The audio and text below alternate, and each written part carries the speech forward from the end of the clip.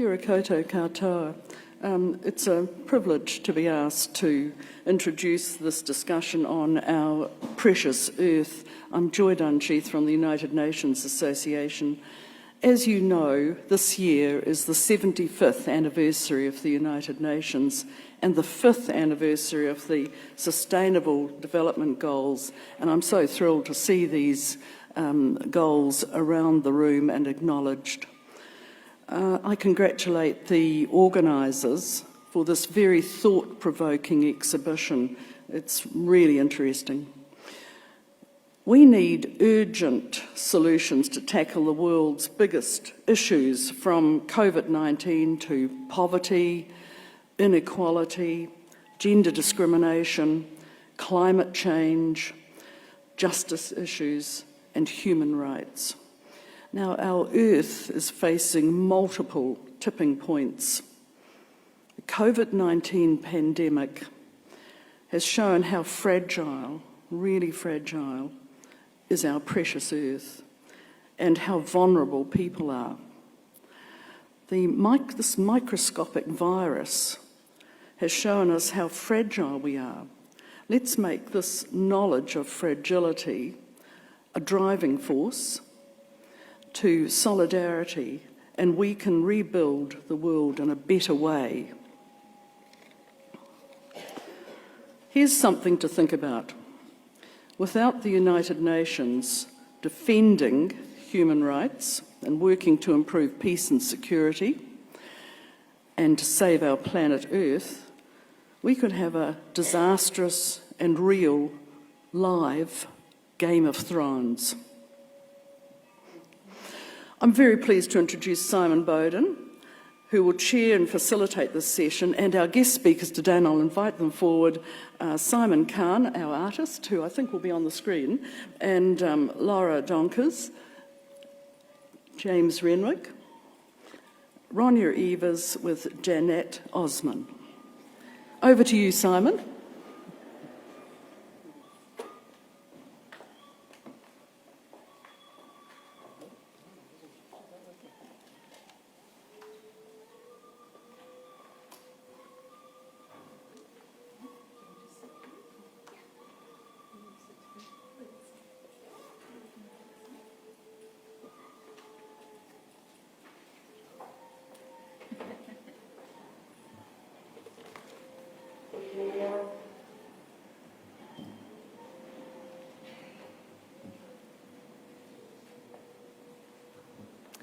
Kia ora koutou. Just bringing Simon Kaan, one of the exhibiting artists, into the conversation with us today. Simon is based in Dunedin, is that right, Simon? Nod? Can Simon hear us? Yes. No, that's correct. Yep. Yeah, kia ora. Kia ora, Simon. Okay, I'm going to go and sit with my colleagues. Did I bring myself a chair? Yes, I did.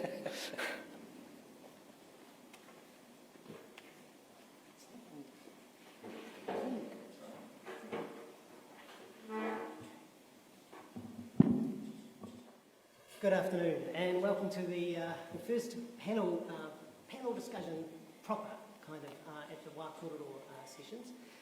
The idea behind this discussion is to go into the minds of these talented people, into the paradigm of which they work in. Of course, we have an artist here, Laura Donkers, and an artist up on the screen there, Simon Kaan, both with works in the exhibition. And then we have two great academic thinkers, people that work in community, and Ronja and James with us as well today.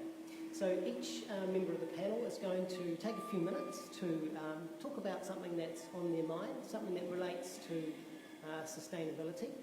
And we also have a guest here today, which will help Ronja illustrate her thinking and some of the work that she's been doing as well. And then following that, we're going to enter into a discussion between these different minds and these different ways of thinking and see what comes out in the mix. If you've got a burning question, put up your hand and ask it, and I'll put it to the panel. All the cameras and things are helping us send all of this live out onto Facebook so that we can share this via the United Nations with the world. So kia ora koutou, thank you very much for coming. James is going to turn to you first. What's on your mind today? Kia ora, Simon, and kia ora koutou. Ko James Renwick, tōku ingoa. What's on my mind? Well, I'm a climate scientist. I study the climate and how it's changing, and this is on my mind an awful lot these days. But also, what's on my mind is how we respond and how we even think about this problem, which really our society, our civilization hasn't had to deal with before. The climate and sea levels really haven't changed much for a very long time, thousands of years. But now everything's changing, and just getting our heads around what that means, I think, is a big task in itself. And the way we understand things is by telling stories, by often expressing ourselves artistically, and by just communicating our feelings and ideas about issues. So it's really exciting to be part of this today, because I see an exhibition like this as an integral part of coming to terms with what's happening and ultimately, and hopefully soon, what we do about it. So this session, the topic is our precious earth, and in respect of the Sustainable Development Goals, which indeed, as Joy said, are extremely worthy aspirational goals for all of us. There are so many issues internationally that we need to deal with, but I would say climate change really sits behind or on top of just about everything. It's known as a threat multiplier, an exacerbator of problems, intergenerational, international, equity and justice issues are all in some ways made worse by the changing climate. Really, the Sustainable Development Goals are about living sustainably, which means living in a way that allows us to continue what we're doing essentially indefinitely. And we really aren't doing that at the moment. We are mining the earth, we are using up resources at a rate that just cannot go on forever. And in the process, we're putting a lot of waste into the system. That could be plastic in the oceans, and it could be greenhouse gases in the atmosphere. So we're getting our energy a lot from burning oil and coal, and the waste gases end up in the air, and it turns out these are really effective ways to change the climate. Carbon dioxide and greenhouse gases are amazingly powerful levers on the climate system. I was thinking today that the concentration of carbon dioxide in the atmosphere has gone from 0.03% to 0.04% in the last couple of hundred years. And that's been enough to warm the climate by a degree, raise sea levels by something like 30 centimetres over 200 years. And the amount of energy it's added to the climate system, when we talk about this in the scientific literature, we're talking about trillions, billions of trillions of joules, that's the unit of energy. The amount of energy that's being stored in the oceans mostly because of the increase in greenhouse gases in the air is just literally astronomical. And it means that we've already guaranteed the climate will keep changing, sea levels will keep rising for centuries into the future, even if we stop doing what we're doing right away. So everything around us is changing. The climate, we talk about the climate or the environment. Really, we're talking about our whole lives. Everything around us, everything's part of the environment, part of the climate system, and that's all changing, and we really need to respond to that. Coastlines are moving inland. We're going to have to move with them. Where crops and plants grow, that's changing. Availability of water, food security, all of these things are changing as the climate changes. And this, like I said before, this really hasn't happened since really the end of the last ice age, more than 10,000 years ago, when the earth warmed up quite dramatically, sea levels rose, and so on and so forth, and we got into the present climate regime which allowed our modern civilization to develop. So if we want to stop at a manageable point where we can actually handle the changes in climate we're going to see, and we've already seen quite big changes in the intensity of extreme fires, floods, droughts, heat waves, all of those things. You see it on TV all the time. we really can't allow the climate to warm too much more before some of these extremes just become unmanageable for a lot of communities and societies. So we really have to act quickly, and this is something I think about a lot, the urgency of the problem. If we carry on as we are right now, there'll be enough of this gas in the air to warm the climate to 1.5 degrees within 10 years, 2030. 2 degrees of warming is only another 10 years beyond that, and 3 degrees of warming, maybe another 20 or so years beyond that again.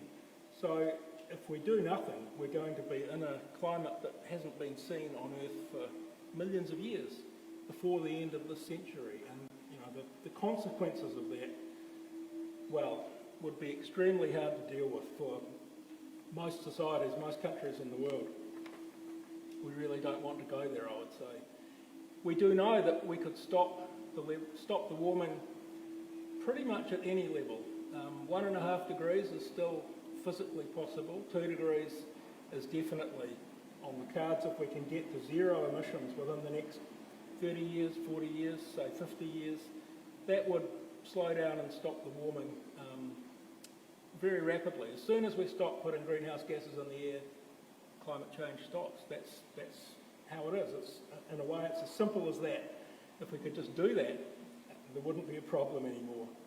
So what I hope is that the world community can get to zero emissions, preferably by 2050 or as soon as we possibly can, and we can avoid a lot of the bad consequences of a large level of warming, all the sea level rise and changes in floods and droughts and so on.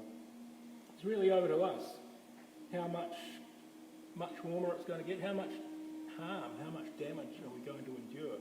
Or can we get to that brighter future, that more sustainable, that greener, cleaner future sooner rather than later? So I really hope the global community does learn to live within its ecological means within the next, 20 or 30 years would be ideal, because our precious earth that we rely on, it's going to carry on regardless.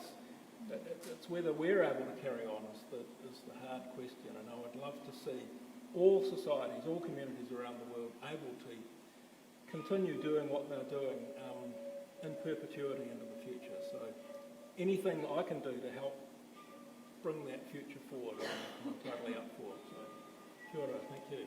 Thank you, James. Well, I know that you do an extraordinary amount of communicating through a number of different forums, these important and huge issues of the time. And when you first started talking, I thought, there's no hope. But by the end of your discussion, I'm hearing hope. If we can change it, there are things that we can do. And I wonder, Laura, in your work, which does focus, I know, on this area as well, if the sheer challenge of it and the possibility of hope both feature. Well, what I was intrigued about listening to you, so much of what you're talking about is very hard to understand if you're not a scientist, as an ordinary citizen. And I feel that that's partly where I come in as an ecological artist, which seems like an enormous title when you think of ecology, which is essentially everything that we live with and who we are. And I feel this need to almost show what can't be seen. Right. Because for many people, climate change doesn't feel real until, if they're living beside a river or a coastline, right, they might see the change in the erosion that's taking place, or based on how they live, they might see changes. But for many people, particularly in urban situations, it can seem remarkably distant. So I think that's what I try to do through my work, is actually, it seems strange that you could present something that you can't see, but I think that's the ability of artists to sort of conjure up ways of engagement. Exactly. Through mark making, through different mediums, different forms. And And that's sort of maybe the role artists can have these days. Couldn't agree more. Yeah, Laura, perhaps for our viewers out there that won't be able to see it, if you could describe the work that's sitting on the wall, which the people that are here can turn and see if they like. It's the big, long, dark one on my left-hand side running 10 metres down the wall. Yeah, that was a challenge, that 10-metre wall, wasn't it, Jill? I'm so glad you took it on. Yes, it's just such a beautiful, it's so striking to have such a large work. I mean, as the size got something to this big problem. Yeah. So maybe if you could take us through, as much as you feel like talking about what's going on in that work, Okay. and how it relates to how the unseen things you're talking about are seen through the story.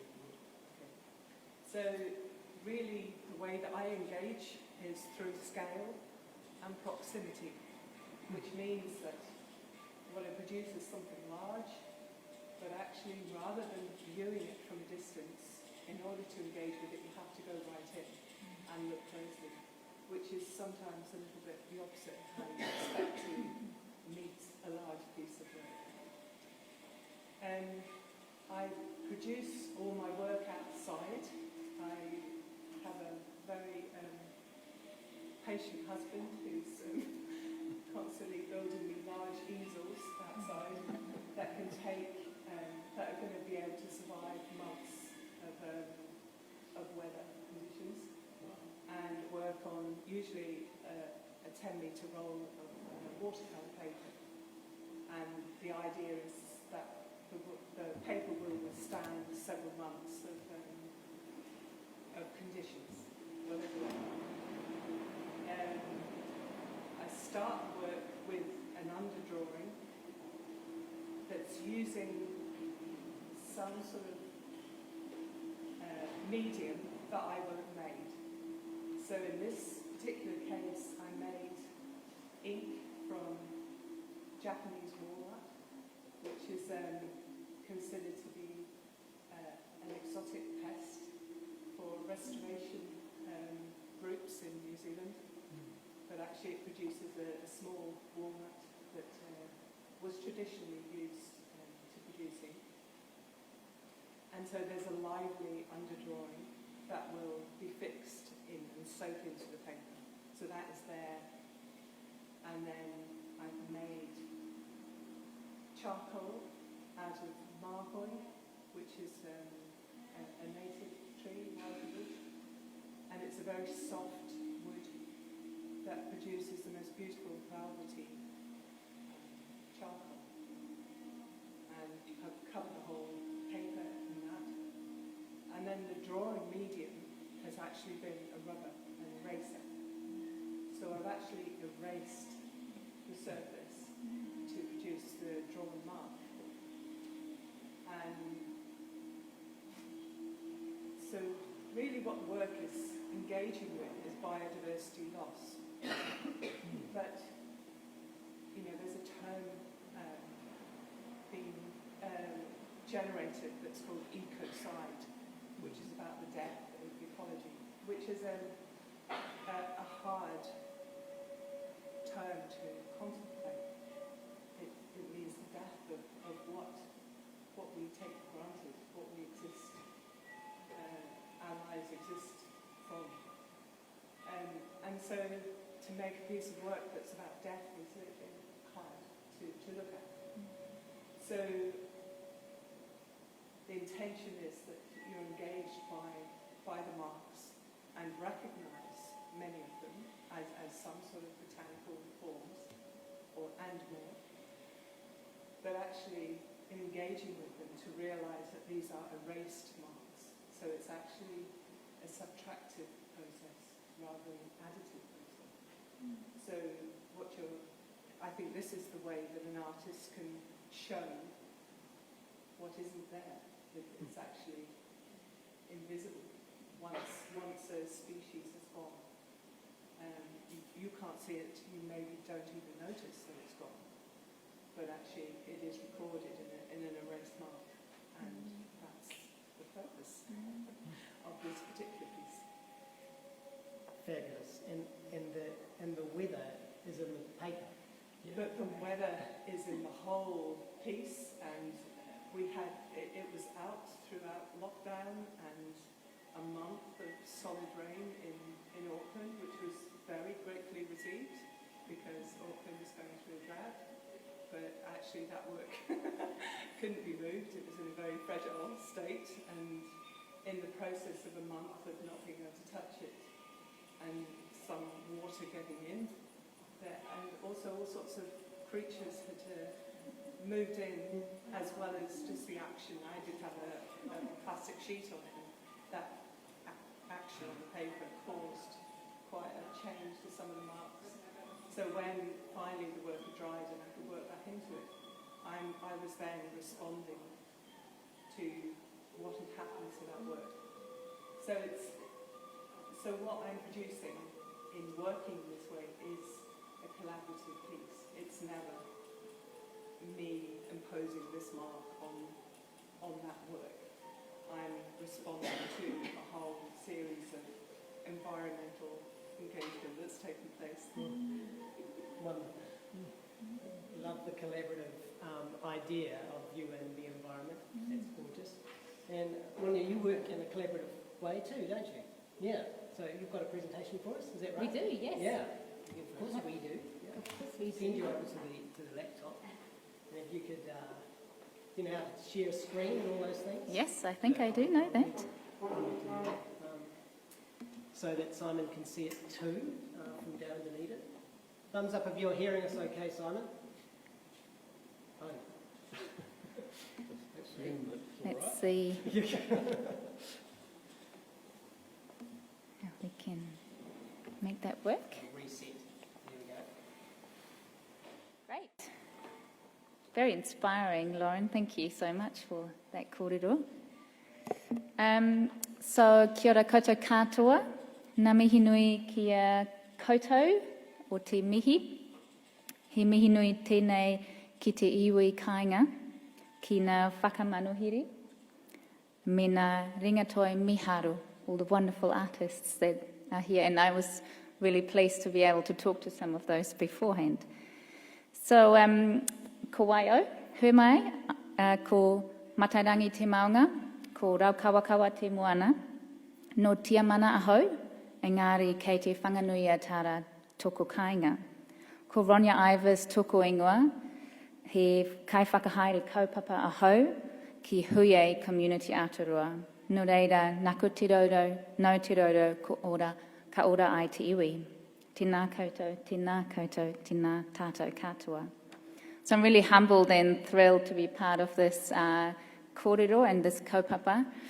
I hope that the perspectives that I can bring today is from that of community organisations and community groups, so we're a community perspective, and also the contributions that they are able to make towards the areas encompassed by the SDGs, which is why I brought my good friend Janat with me, who I asked to help me with that, bringing that perspective. And hopefully we can bring a lot of hope as well. So I work for a peak body for the tangata whenua and community and voluntary sector. The work of that body, it's a national charity, is to bring a community perspective to things. So at Hui E, we recognise that the SDG and the 2030 agenda is grounded in international human rights commitments. And really our work in the space has been driven by the belief that the community sector and wider civil society are fundamental in the implementation and delivery of the SDGs in Aotearoa. So, ko tahi te hau kau te waka ki uta. When we paddle in unison, we will reach the shore together. So this is a Whakatoki that speaks to the importance of working together.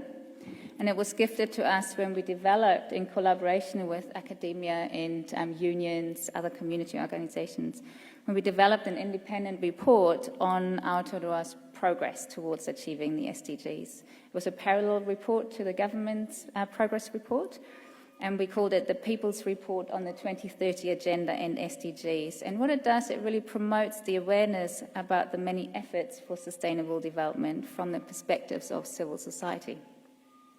It also demonstrates that collaboration across generations, across government, across business and civil society, and grounded in the principles of Te Tiriti o Waitangi is essential if we want to achieve a vision of a more just, equal and sustainable world. So the reason I asked Janet to join me today was that she was recently involved in one of those grassroots efforts that promote the vision of SDG 16, which is a peaceful and inclusive Aotearoa. So Tomonico is an annual children's art exhibition that provides a space for children and young people to voice their own aspirations for peace. It runs across the country and is led by a Buddhist peace organisation, the Sukagakai International of New Zealand, or SGI, with support from local councils, schools, art centres and other community organisations and increasingly local iwi. So this year's exhibition, which was in March this year, also marked the first anniversary of the Christchurch shootings. So Tomonico was inspired by SGI's commitment to establishing a culture of peace, promoting human rights and elevating the voices and aspirations of children and young people. But before I go on too long, I want to give you all an opportunity to hear directly from Janet about her own experience and that of her friends and what it meant for her being part of that. So Janet, can I ask you to come and join me? Do you want to sit? You can stay sitting. How are you doing, Janet? Are you feeling right? Yeah. Good. So Janet, can you tell us a little bit about yourself?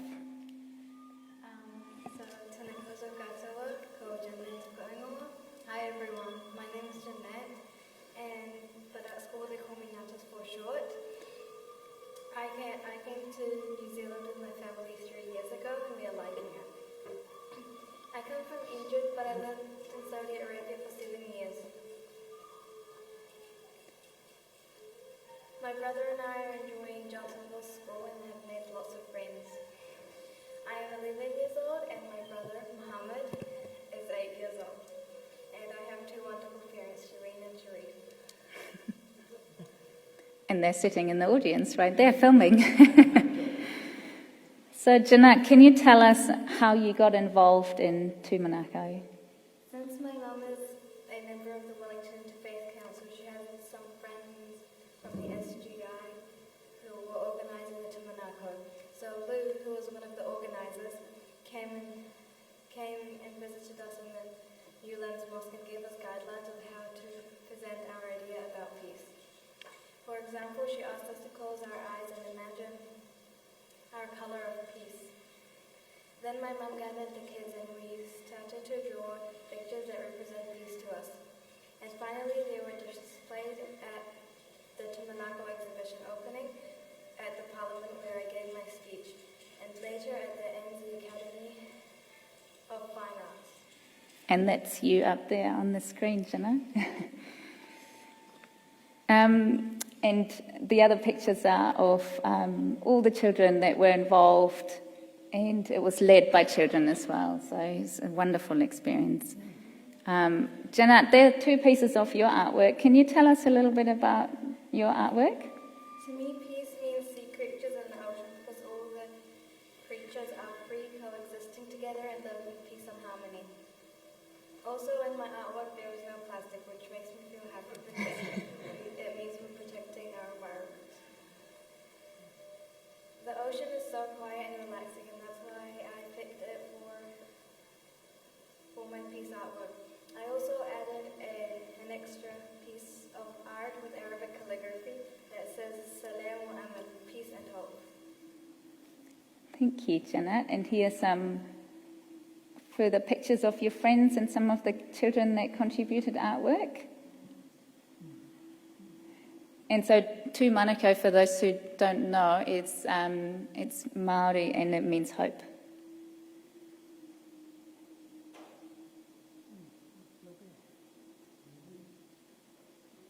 And we had choir, dancers, all involved. Now, Janet, tell us how it made you feel being part of Tomonico. I felt happy being part of Tomonico because I had always loved art and enjoyed doing it. I felt excited and nervous to to present my speech at the Tomonico exhibition opening. I also enjoyed listening to other kids' speeches. And last but not least, I'm grateful for this experience as it gave me the opportunity as a member of the Muslim community to express my feelings and be part of the Tomonico whānau. Thank you so much for listening, and I hope you enjoyed my speech. Thank you, Janet.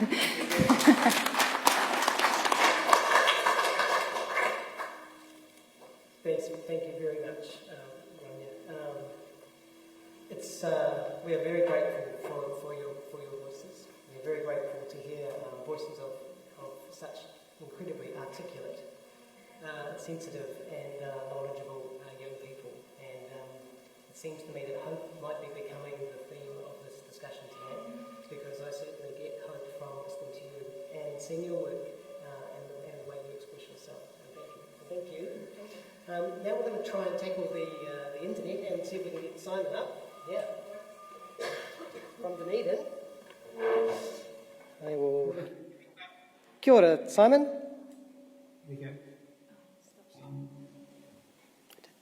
go. You just need to... I might share screen. Thank you. And how that works with an image. Does that come up? It hasn't yet. Just give me a moment. I think I know what's happened. When we play the PowerPoint, it has changed the display to 2 different screens. So now I'm going to tell it to mirror it, and now we should see you. Well, we'll see you once I've cleared the screen of all that muck. There we go. Great. So you can see the image. Yes, we can. Yep. Am I on there somewhere a little bit? Am I smaller?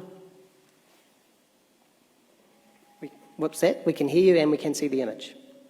Okay, no, that's great. Okay, I might just unshare quickly, just greet everybody. Okay. Yeah, kia ora koutou. Ko tūpoko taumata te mauka ko o kanata awa ko wairi waki papakaika ko waitahami ka te māmoe me kaitau ka iwi ko Simon Kaan tuku ikoa. Really privileged to be here virtually. Aroha mai for not being able to make it, but part of the reason is around sustainability actually, where I'm trying to cut down my emissions and not flying so much. And sort of, I suppose, one of the up points of COVID-19 is we're getting more and more familiar with this form of communication and bringing communities together in this format. So I know it was a little bit of a scramble for Simon there to get this up and going, and I thank you for that. But also, I think it's important that we're able to keep connected virtually as well. So yeah.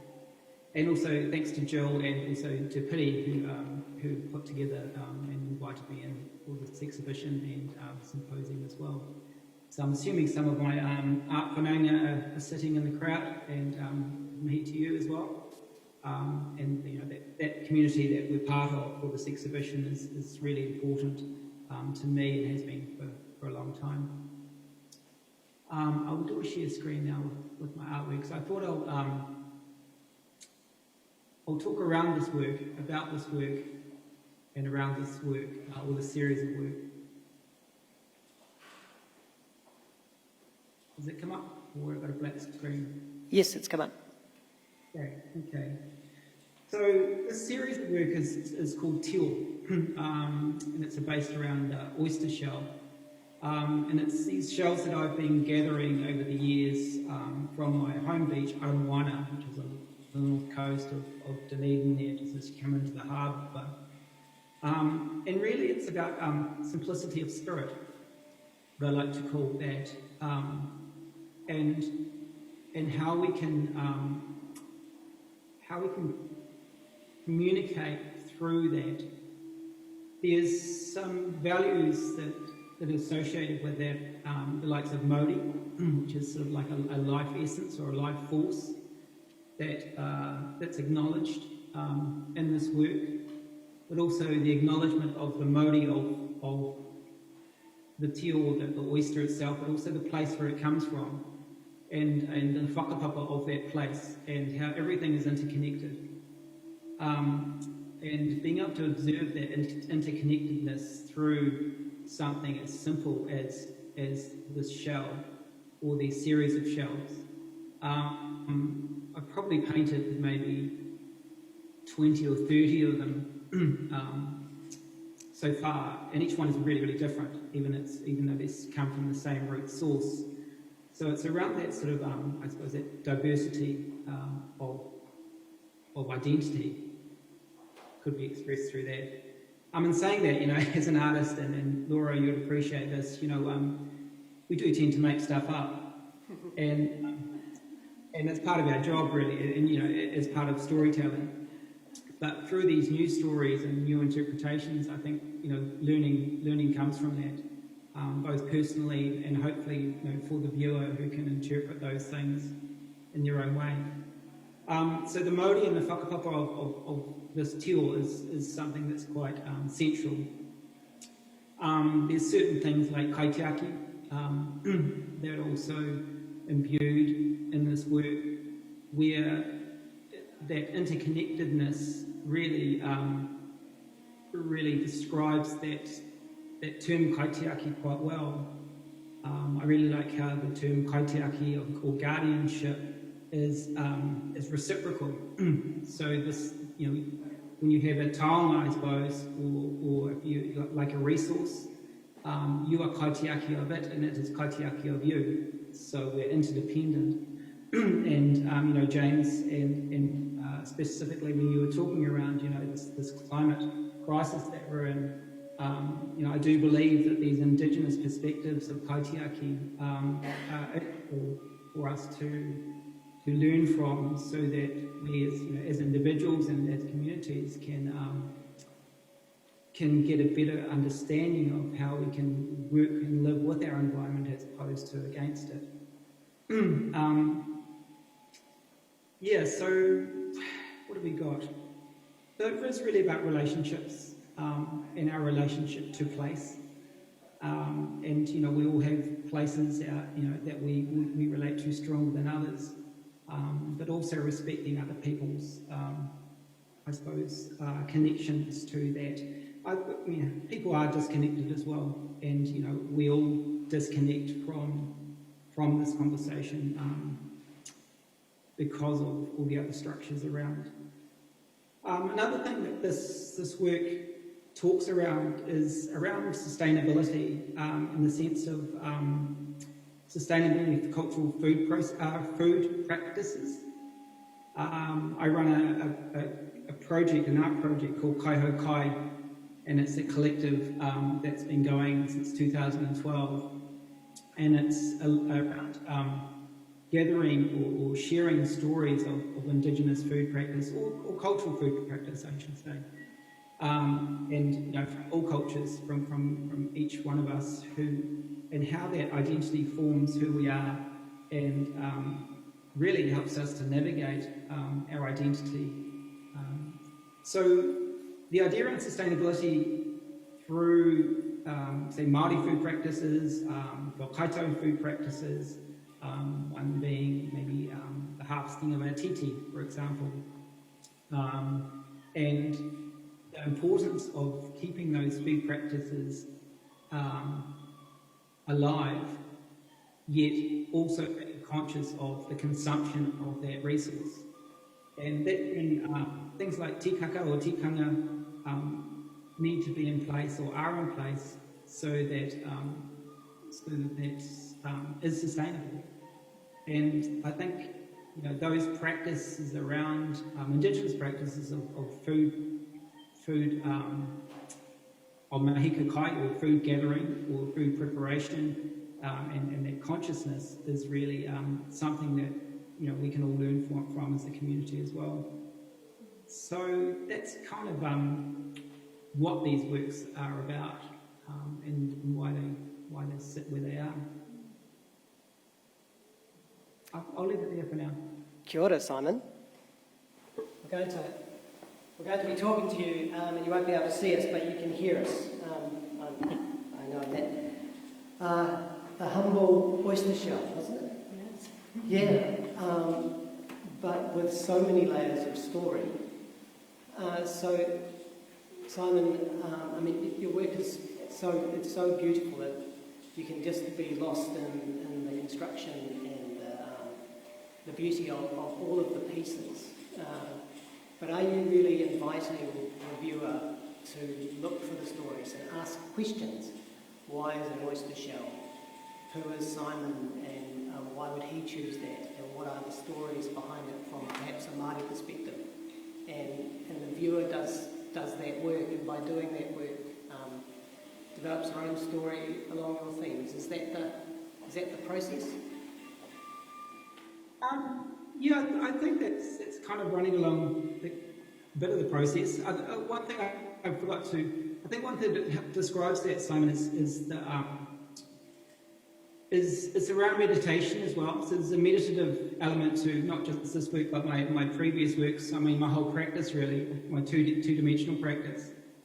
And so there's that element where we can meditate on these works and hopefully find some peace. But also the material itself, or the medium that I use is Chinese ink. And that letting that ink sort of flow within these shapes, it was really interesting to hear Laura talk around the use of charcoal and the materials, and using those materials from the rākau to draw from, and acknowledging that. And I think there was a really nice, that collaboration with the environment, and using I'm really interested in the use of natural materials, which Chinese ink is as well. I mean, and most of our pigments are, but also acknowledging those as the modi of those, I suppose, that flow through. So, I suppose it's about that spirit. It brings it back to that, Simon. Really, what people can. It's what do you call it? It's the touch point. It's the main touch point, and people can explore from there. And so wonderful hearing you talk about it and how much of your identity is in it. And it's actually thinking of your work project where you used symbols from your language in it. So did you also find that you were trying to convey something about your identity by choosing to use those symbols? Yeah. What did the symbols say again? Peace and hope. Yeah. I'm just finding it a little bit hard to hear, actually. It's a bit easier if you talk into the other main microphone. The lecture one. Yeah. Right. Yeah. Okay. Well, you might hear this. I was going to ask James actually. One oyster shell. Can a scientist read the world in all of its components? How interconnected are we? What a great question. It's disappointing to say the answer is no, I guess. So I'd have to say it's yes. Maybe not in an oyster shell, but it's one of the amazing things that I find about the science of how we understand the climate and its changes. And this is not work I do, but others I know look at the shells of mostly microscopic creatures, diatoms and phytoplankton, tiny little creatures that form little shells and deposit themselves on the seafloor, and they get dug up, and you can look at the chemical signature of the compounds in the shell and work out what time in the past the shell was formed and what the ocean was like, what the temperature was like. It's been an incredible flowering of understanding of changes in the climate in the past from looking at shells, largely, ocean deposits. So some of the larger shellfish have come into that story, and I'm looking at Di Tracy over here, who's much closer to that world than I am. More on that tomorrow. Yes, 3 indeed. o'clock. So come back and hear about 3 o'clock tomorrow. Yes, so corals, some shellfish, but yes, probably just about any organic material that can survive long enough will tell us something about the environment. You know, tree rings, I suppose, are one example of living things that will give us information. But yes, we can tell an awful lot about our world from looking at an oyster shell. Absolutely. And Ron, you're working in environments where there are lots of different perspectives, from different cultural perspectives. Do you find, instead of, I'm now taking it from the singular idea that tells a story to the power of having multiple stories being told by different voices, is that helping people understand the challenges that we face? Well, I don't think there's one view or one perspective on anything. And for example, what we try to do with looking at actually how are we doing in terms of our progress towards SDGs, we invited a Māori editor and a Pākehā editor to look at it together. And so they work together as a team of two to look at the two world views of actually how well are we doing. And also within our group of organisers who were behind that, we had Māori on that as well. We would have liked to have more of a Pacific voice involved, more of a different cultural voices represented, and that's something that we take forward. But I think one of the clear messages that came out from this report and from us working on that is that we have to make sure that whatever lens, well, actually the SDGs give us a specific lens, but the person who's looking through that lens will bring out a perspective. And we talked earlier about actually there are so many lenses that you can look through, and your culture brings your own lens and your background brings your own lens. But what the SDGs do is they give us kind of a universal lens that we can use to help describe what we're looking at. Yeah, and Laura, is your work is naturally global, isn't it? Because it's about the weather in some ways, and everybody experiences the weather. But is it unique to a particular location, or just unique to a particular time in terms of the impact of the weather? Well, it's also made of carbon. Yes. So the fact that carbon is from a particular place in which the work is made really locates it. But also it is a universal subject. And I think it's also that broad theme of plant life, creatures that everybody across the world will totally connect with. So it's understanding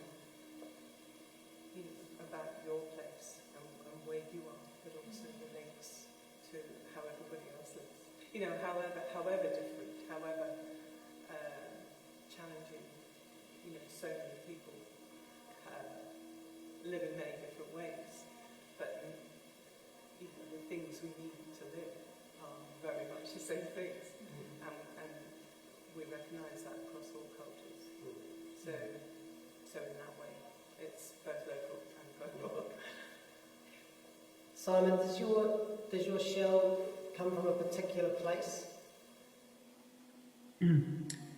Yeah, they washed up from Aramoana, but as I mentioned before, that's where they ended up, but I'm not sure where it actually started from. But it's interesting talking about that whakapapa of how those elements shape and form these things as well. That was just mentioned. Yeah. Right. Has anybody got a burning question? Yes. First, thank you for this fabulous art and great Kōrero.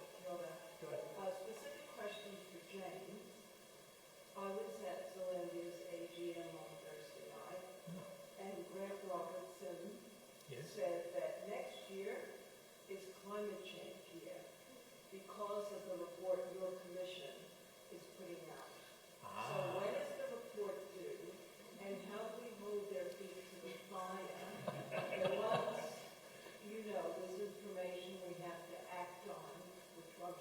very well, put forward by your report. Yeah, so what should we, what's the plan? What's the action plan for us? Right. Could you, sorry, James, just repeat the question so that people that are watching can... So the question is about, well, Grant Robertson apparently said at the Zealandia AGM just recently that next year is climate change year, and he's referring to the report or the advice that the Climate Change Commission will be giving to Parliament next year. And this is under the Zero Carbon Act, which was passed almost exactly a year ago, actually, a little slightly less than a year ago. That created the Climate Change Commission, which I'm a part of. And that commission is tasked with providing advice to the government on how to reduce greenhouse gas emissions in line with doing our part to keep the warming of the globe at no more than 1.5 degrees, as in the Paris Agreement. So, the Commission is working furiously to develop this advice, and there's a pretty fairly well-formed draft already being worked on, and the plan is, and it's all been delayed because of COVID, like everything else. It was going to be tabled in Parliament on the 1st of February. It's now going to be tabled on the 31st of May. So it's still about 7 months away, I guess. But the draft of the advice to government will be going out for wide consultation. I think that will be on the 1st of February now. So there'll be 6 or 8 weeks early next year where literally anybody in the country and the community can comment on what this advice says and what should be in it or not in it. And there's a lot of engagement activities happening at the moment. The Commission is given a really strong mandate to basically talk to everybody, stakeholders in the first instance, and that means the business sector, agricultural interests, the energy sector, and so on, all the people who really produce the greenhouse gases, you might say. So a lot of advice has been taken on board already, but everything goes out for review across the community starting in February of next year, and it all goes to Parliament in May. And under the Act, Parliament or government is required to respond. Unfortunately, I put in a submission when the Zero Carbon Bill was being discussed in Parliament, saying, this Commission should really have some power to make things happen. But I guess that's not how it works. It's the people we elect who are the ones who we give that power to. So the advice has to be taken up, or the government has to have a very good reason why they won't act on the advice, but let's assume that they do. They then essentially have a year to respond and put things in place. So the way this advice works, the future is carved up into 5-year chunks. So for the first 5 years, which is actually 4 years because of the delay, so 2021 to 2024 it is now, and then 25 to 29, 30, and so on. And the aim is to not stipulate exactly what has to happen, but give an outline of what measures the government could take to push business and the economy in the direction it would need to go to reduce emissions of greenhouse gases, by the appropriate amount every year into the future. So, yeah, it's very exciting. It's a great privilege to be involved in this. It's a big task. It's easy to say we just need to reduce emissions, we just need to stop burning fossil fuels, but how you do that without crashing the economy and putting people out of work and disadvantaging one community over another. And there's a very strong flavour of Te Ao Māori running through all of this. So we're taking a Mātauranga Māori sort of view of, which is totally appropriate. It's a sustainability lens, you might say, on everything. And we're very concerned about social justice and climate justice issues. So weaving all that together and coming up with a package the government can act on turns out to be quite complicated, but getting there. So really looking forward to hearing from people after Christmas and into the new year when this all goes out for public discussion. So that's what's happening, and that's what he was referring to, I guess. Although, the other thing that's happening next year is something else I'm involved in, is the Intergovernmental Panel on Climate Change, which is writing its next big report, the 6th assessment report. That also comes out next year, and it's also delayed because of COVID-19. It was to be released in April, it's now going to be released in July, but we're working on the final draft of that at the moment. So I think that'll be another sort of a new benchmark reference for what's happening, you know, some of the things I mentioned today, and a whole lot more, of course. Intergovernment, between governments, between nations, or? Yeah, so there's intergovernmental, this is the United Nations basically, so this was set up 30 years ago, and every few years they put out their big report on what's happening, what we need to do. So Simon, we were hearing you describe Ronja Māori elements to your work and storytelling, Indigenous perspectives and things, and James has just said that that's playing quite a role in Aotearoa New Zealand's contribution to the United Nations. Does that, for our theme, give you some hope? Yeah, I think it's a necessity, not just here in Aotearoa, but all around the world, really, with our other Indigenous communities as well. So it is good. Good that we're heading that way. Hopefully, it's not too late. And James, you know, we're all in this together, and an exhibition like this, all of these works are telling us some story, some perspective on one of the Sustainability Development Goals. And of course, the outcome is we want individuals to be moved and to understand. And then how can individuals express that through action or activity or advocacy to, you know, collectively? How can we do this together? And I'm assuming it's not just up to governments. No, it's not just up to governments, but it's not just up to individuals either. And I think the response to COVID is I don't want to use the word great, you know, it's a terrible thing that's happened this year, but the way our government responded and the way that every individual did what they had to do during the lockdown, at least, you know, that got things under control in New Zealand, at least.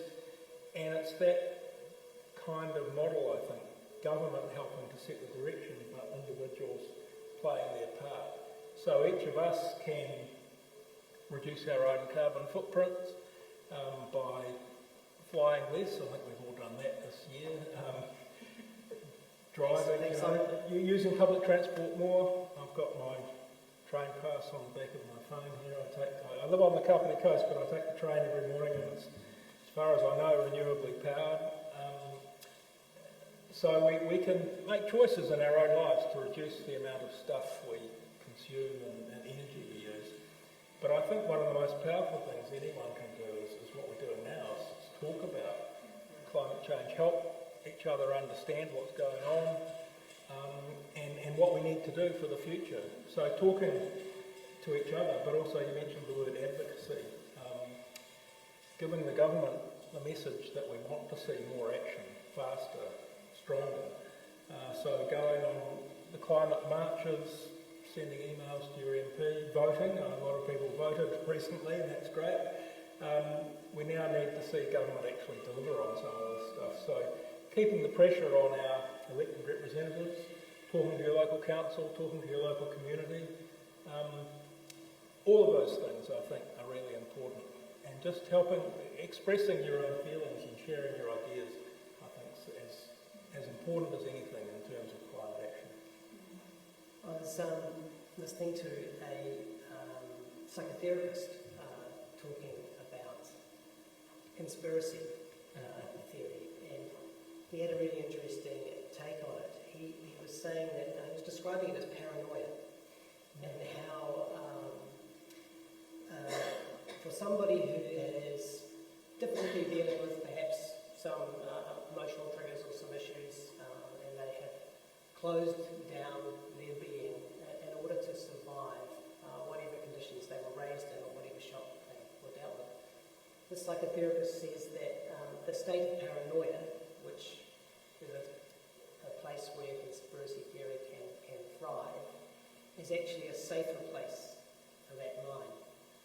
And through art, we want to give people a safe, non-threatening kind of way of actually being more open. And it strikes me that being open is one of the most important things that we need for humanity right now. We just have to look at the big decision being made on the other side of the world next week and wonder, if they'll be open enough to make the right one. So I just wonder, Laura and Simon, if you might talk a bit about your sort of hopes for how people might open up by looking at the work in the exhibition, yours and others. Laura? Okay.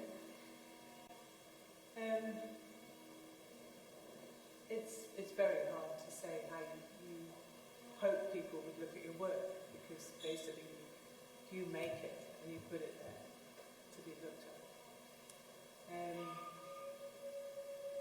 I think understanding that art isn't something separate from us, it's something from inside of us, is that chance to sort of feel something there, rather than too much rational thinking, approaching it with too much sense of, this is what they mean by this, but actually just respond physically to what you see. But I also don't think an artwork can change the current situation. It can just be part of the communication. So not asking art to do more than it's able to do. And that's why an exhibition like this is extraordinary. Actually, even the title of the exhibition is so important.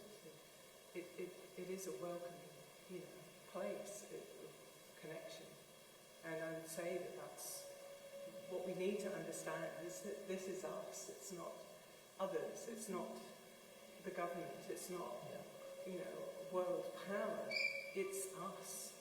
We are the ones who are diminishing our environment through our ways of living. But to put all the blame on us will also leave us unable to do anything.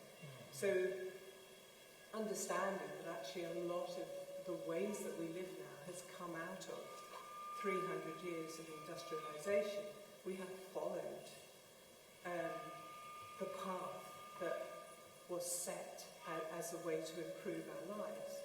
And we've now come to the realisation that the way we are living our lives is now destroying the basis of what gives us life. So we have to stay agile. We have to understand more. We have to question more. And that was the beauty of so many young people spilling out into the streets last year, that's kind of been eclipsed by all the things going on this year. But nevertheless, what's happened this year has also pulled more people into realising that what they do matters, and they can make changes to what they would normally do, and they're actually good. We are all able to adjust to change. It's not as impossible as maybe we thought a year ago. So that's part of it. I don't know if that answers the question. Oh no, that's fine. I'm done. I definitely answered the question and went further. Simon, your hope for what people will take from your work and from the exhibition? Yeah, I'm not sure if it's quite talking to the question, but I'd like just to talk, finish off, I suppose, around that simplicity of spirit that I talked about, and how we need to be simplifying our lives. We're talking around overconsumption and things like that, and the more connected we are with who we are as a community, as a people, culturally, it will help. And this exhibition like this, where it's engaging with Indigenous cultures and in other people who have a vested interest and concern for this kaupapa is really important as well. But it really is, I think the essence for where this practice works for myself is around that connecting with that simplicity, I suppose, and that powering down and sort of digging deeper into who we are, as part of nature. And I think, that once we do that, if we can do that, the answers are pretty much sitting there for us. So, so I just thank you for all the kōrero so far. It's been fantastic. Kia ora. Open hearts. Do we need them? Part of the answer? Yes. So I was just going to say, Laura, just on the topic of agility, something that we observed during COVID is with community organisations who work with a lot of community groups who were really on the front line supporting their local communities. And I guess one of the key learnings that we took away from that whole period of going through COVID is that being agile is really important. And this real drive to collaborate, actually, and we talked about collaboration earlier, and I think we really need to get over our own ego sometimes and reach out to others and be open-hearted and open-minded to working with others. And then beautiful things come out of it. And I think that's a real treasure that we can take away from going through this COVID pandemic is actually that learning that we've taken away from going through that crisis is how do we take that forward. So I think the kind of collaboration, working with others, just on the topic of what we can do individually too. I mean, there's so much we can do, not just on climate change, but on all other SDGs goals as well. And yes, a lot of it comes down to what we do as an individual, but going out into your community, you'll see that you're already doing probably quite a lot of things that affect, that impact a lot of those SDGs. In my local community, we're just working on building an urban farm, for example, and there's some amazing examples of what communities are doing. For example, community organisation, Food Rescue Organisation, community project in the hut. They're working with the prisoners at Whakatoki prison to build vegetable gardens, and so there's some really amazing examples out there of what communities and community organisations do to try to achieve a better world. And so it's about engaging that and trying to be involved in the local community in the backyard as well. But then the advocacy is very important at a regional and national level, engaged with local councils. Ronja, you were involved in a big collaboration with lots of different people. Can you think of one of the other artworks that one of your fellow students might have done, and something that maybe you learnt or something that you recognised or saw that you remember or had an impact on you? I think one of my friends did put a drawing of a doll, and to me I think it represented that it represented peace in some way, because it kind of looked like a hand, and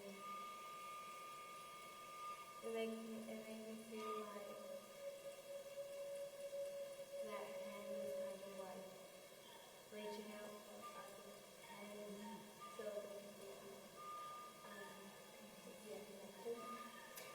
Connectedness. Beautiful. Yes, a question, yes. First of all, thank you so much for that great presentation. I just want to ask a question. Yes. The great thing here is that even the younger generation are experiencing the importance of protecting the urban environment. So I would like to ask Jeanette, tell us a little bit about the elections in your school. She was representing the party that So the question is, Jeanette, to talk about the elections they had in school as as a way of illustrating how there's some action around the environment. Is that right? So at our school we had an election for the seniors from year 5 to year 6 to explain a little bit about elections and their life. And we were separated into groups and we did a lot of work on environment, learning, arts, well-being and sports. And I was part of the Enviro group, and we had some ideas about expanding our veggie garden and to make a bike track on our field so kids could play at lunchtime and morning teas. And we also had a nature trail at the bottom at our field, and we were thinking about doing a treasure hunt for it and making children more interested in it. Also, we had a little garden in our forest, and it was really small and it wasn't very available. And we thought about making it more available for kids to explore and to get interested in. Cool. Thank you. Well, in many ways, I think Whenua Ūkaipō Connectedness is a treasure hunt, a place to explore, to learn. Any last comments? Any last comments, Simon?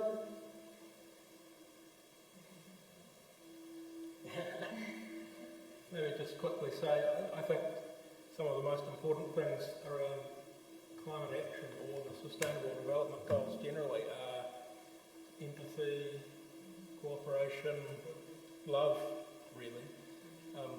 Love for each other and for our place in the world. It's very sad to me that politically things seem to be going in the other direction in some places at least. I think we're very lucky here, but yeah, just caring for each other is really the key to success. Yeah, and sitting next to New Zealand's future Prime Minister. Yeah. There's plenty of hope.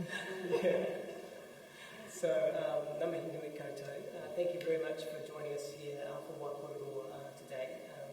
Let's have a round of applause for Simon, Laura, Ronja, Jeanette and James.